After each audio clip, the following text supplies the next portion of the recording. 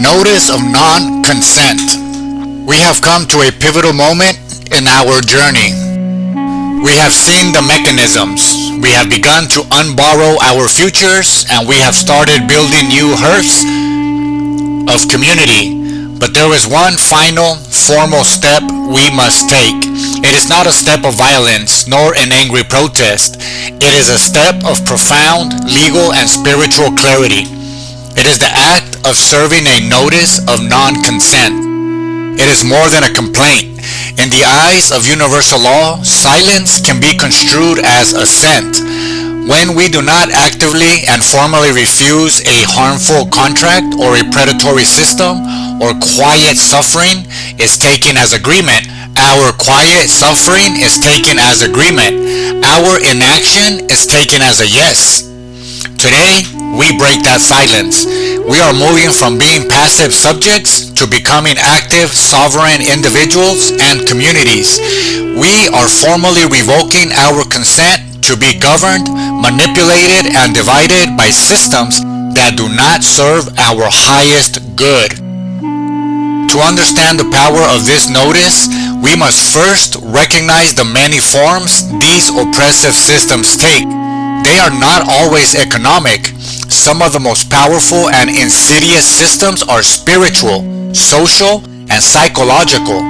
They are the structures that shape our very identity and pit us against one another, preventing us from ever uniting as powerful collective whole. Consider the institution of organized religion in its corrupted form. At its purest, spirituality is a path to inner peace, connection, and universal love. It teaches compassion, forgiveness, and our interconnectedness. But throughout history, we have seen how religious structures can be co-opted. They can be twisted from a path of wisdom into the tool of control. When a religion, any religion, begins to work for its own institutional power rather than for the spiritual elevation of its people, it has lost its way. When a religion, any religion, begins to work for its own institutional power rather than for the spiritual elevation of its people, it has lost its way. We see this when ancient texts of profound wisdom are manipulated. Passages about love are downplayed, while passages about judgment and exclusion are amplified. The focus shifts from cultivating a personal relationship with the divine to enforcing a rigid dogma. And perhaps most effectively, our attention is redirected. We are told to focus on an external enemy. We are told that our salvation depends on opposing another group, another belief system, another way of life. They create a them, so we forget to question them at the top of the hierarchy. Listen to this. We are told that our salvation depends on opposing another group, another belief system, another way of life. They create a them over there, so we forget to question the them up here, the top of the hierarchy. They fuel our negative emotions, fear, hatred, righteous indignation toward these manufactured enemies. Listen. Toward these manufactured enemies. In doing so, they drain our spiritual energy, the very energy we could be using to build our communities and connect with our own inner light. This is a spiritual contract we never signed.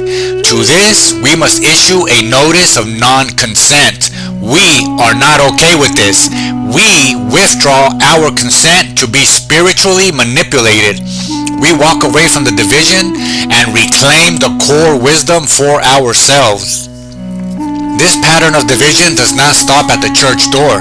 It is replicated on a grand geopolitical scale by corrupt governments. Nations, at their best, can be a source of cultural pride and collective security, but in the hands of a corrupt power structure, nationalism becomes a weapon. They draw lines on a map and tell us the people on the other side of that line are our enemies.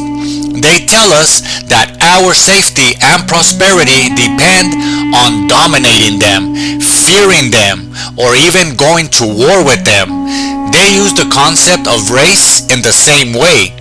They take the beautiful, natural spectrum of human diversity and carve it into rigid categories. They assign value and status to these categories, creating a hierarchy designed to keep us separate. They tell a story of inherent differences and competition for resources, a story that ignores our shared humanity and our shared struggles against the same predatory systems. The working class people of different races and nations have more in common with each other than they do with the billionaires who profit from their division. The working class people of different races and nations have more in common with each other than they do with the billionaires who profit from their division. Yet, we are tricked into directing our anger horizontally at each other instead of vertically at the architects of the system. To these imposed divisions of nation and race, designed to fracture our collective power, we issue a notice of non-consent. We are not okay with this. We revoke our agreement to hate our global neighbors. We refuse to play our part in the script of perpetual conflict. We revoke our agreement to hate our global neighbors. We refuse to play our part in the script of perpetual conflict. Instead, we open our hearts. We open our hearts. And tragically, this imposed division trickles all the way down to the micro level, to our very streets and neighborhoods. It manifests as the petty feud between next-door neighbors over a property line. It's the suspicion between two communities in the same city, each believing the other is the cause of their problems. It is the online vitriol between people who have never met, arguing over politics they don't fully control, like fighting over a football team, while the systems that impoverish them both remain unchallenged. We are taught to see each other as competitors for scarce crumbs, rather than allies who could bake a new pie together. This division at the micro level is the foundation upon which all larger systems of control are built. If we are fractured in our communities, we cannot possibly unite to challenge the greater powers. We are too busy fighting amongst ourselves. To this culture of petty division and misplaced anger, we issue a notice of non-consent. We are not okay with this. We revoke our participation in these meaningless conflicts. We choose instead to see the humanity in our neighbor, even the one we disagree with. So what does this notice look like in practice? It is both an internal declaration and an external action. Internally, it is a conscious choice, an intentional choice to withdraw our mental and emotional energy from these systems of division. It is a commitment to catch yourself when you feel hatred bubbling up for a group you've been taught to dislike. It is the discipline to ask, who benefits from this anger? Ask yourself, who benefits from this anger? Is this my true emotion or one that has been implanted in me?